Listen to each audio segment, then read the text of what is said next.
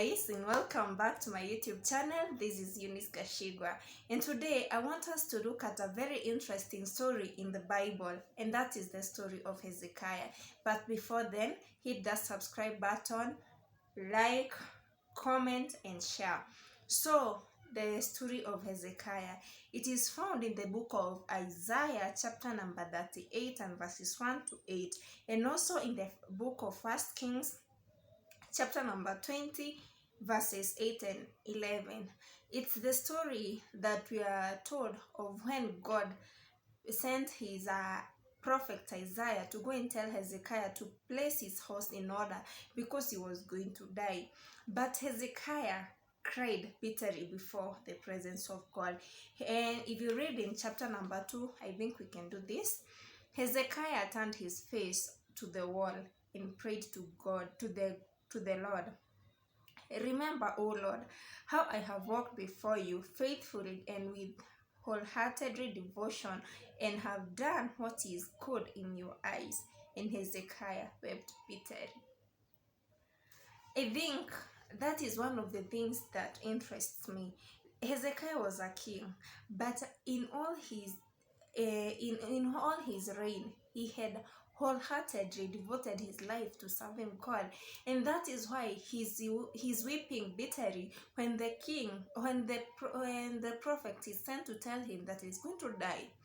So he makes God change his mind by his faithfulness, and that is when we see God sending his prophet Isaiah to go back and tell Hezekiah that he had changed his mind. He's not going to die, and he's going to be added 15 more years. But to Hezekiah, this is a misery. How I was going to die, and now God is adding me 15 more years. That doesn't add up, really, according to him. But yeah, God had added him 15 more years. But Hezekiah told him, how sure am I that this is the will of God, that this is going to happen? Isaiah told him, ask for a sign. And that is when he told him, do you want the sun to go forward 10 steps or to go backwards 10 steps? According to Hezekiah, going forward 10 steps was easy, but going backwards 10 steps, it was not easy. So to him, he said that the sun should go backwards. According to him, that could not be that possible, but nothing is impossible with God. And that is where our topic for today begins. Is it right to ask God for a sign? We have seen several occasions that the Pharisees and the scribes asked God to perform miracles, and God did not do, and Jesus did not do it, because the motive behind what they were asking for wasn't right.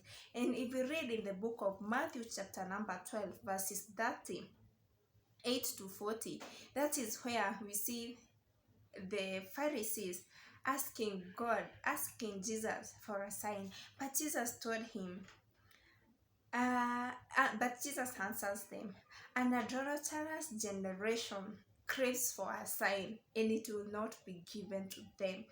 For him, he gave them an illustration. And when Jonah, the prophet, was sent and he refused to go, and he was in the belly of the sea monster for 3 days, the same way Christ would be in the heart of the earth for 3 days and 3 nights. I think this was a very nice illustration that whatever you are asking for, you've already seen for it. You have already seen it, but you need to be justified because of your immoral thoughts, because you could not just admit that this is the Son of God, and asking for signs which was not given to them. Another instance is when Christ casts out a demon, and they accuse him of using the power of Beelzebub. They had been with Christ all along, and this was not the first time Christ performed signs and miracles, but they could not believe because they had bitterness towards him. They could not just take it that this is the Son of God. And that way, they took their time to ask for signs so that they could justify their immoral thoughts. Another incident is Herod. Herod had that craving to see Christ, to see him perform miracles, to see the great signs, to see the great wonders that Christ had performed. But he had never gotten a chance. So when he got a chance to be with Christ, he asked him to give him a sign. He needed to just perform a sign so that he could see that he's the Son of God. But Christ did not go according to his will, because in himself he knew he was the Son of God.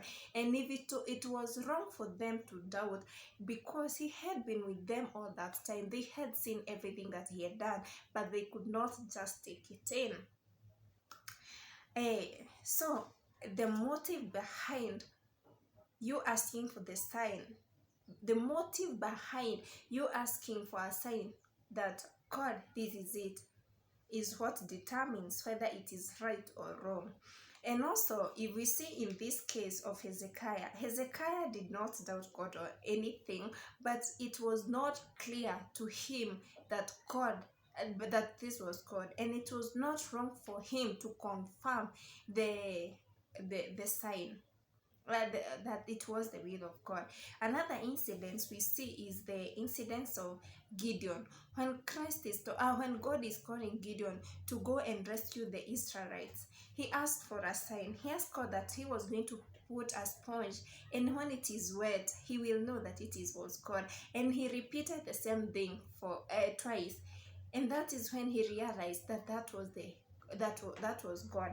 I don't see anything wrong in whatever he did, because whenever something is not clear, it is not wrong to ask for confirmation, because you are escaping sin. There is this song that we like to sing in church, that there are very many voices that are calling us. It is up to you to know which voice is correct, is right. There are voices of Satan, there are voices of people, and there is the voice of God. So you asking for confirmation that this is the voice of God, I don't see anything wrong in it. So the disclaimer of it all, I think it is less commendable for a saint to ask for a sign that God has already given a promise or directed through his word. That whenever God directs, it is wrong to ask for a sign. But when the will of God is not clear, I don't think it is wrong, because you're asking for a confirmation, for there are many voices. Until next time, stay tuned and do the right thing.